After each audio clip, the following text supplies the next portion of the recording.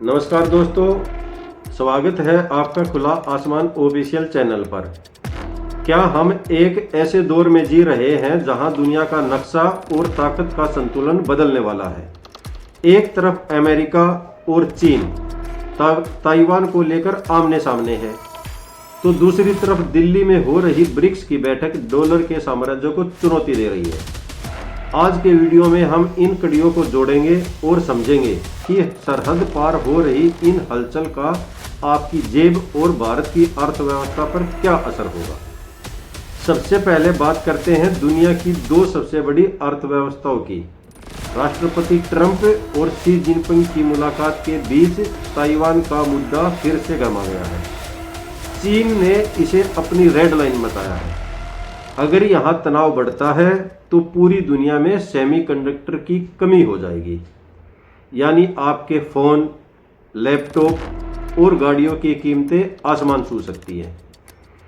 यह सिर्फ दो देशों की जंग नहीं बल्कि पूरी दुनिया की सप्लाई चेन पर हमला है। इसी तनाव के बीच भारत में ब्रिक्स देशों की एक महत्वपूर्ण बैठक हो रही है। यहाँ सबसे बड़ी चर्चा डी-डॉलराइजेशन पर है। भारत, रूस और चीन मिलकर एक ऐसा रास्ता निकाल रहे हैं जहां अंतर्राष्ट्रीय व्यापार के लिए डॉलर पर निर्भरता कम की जा सके। अगर ब्रिक्स अपनी मुद्रा या अपनी करेंसी में व्यापार करने में सफल होता है तो यह वैश्विक अर्थव्यवस्था में भारत की स्थिति को और मजबूत करेगा। इन सब के बीच ईरान इजराइल संकट ने आग में घी डालने का काम किया है। युद्ध की वजह से कच्चे तेल में कीमतें बढ़ रही है। जब तेल महंगा होता है तो ढुलाई महंगी होती है और अंत में महंगाई बढ़ती है।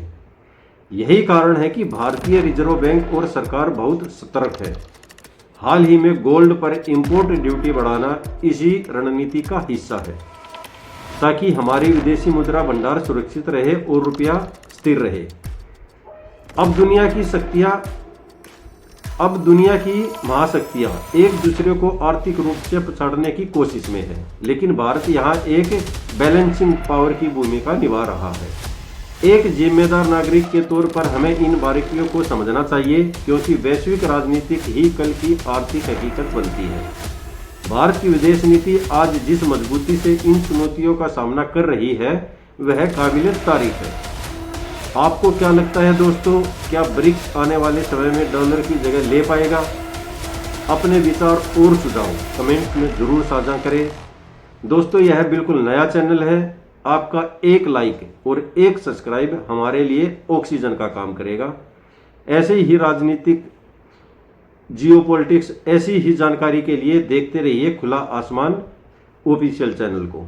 जय बाबा जिंदा, जय शिव शंकर।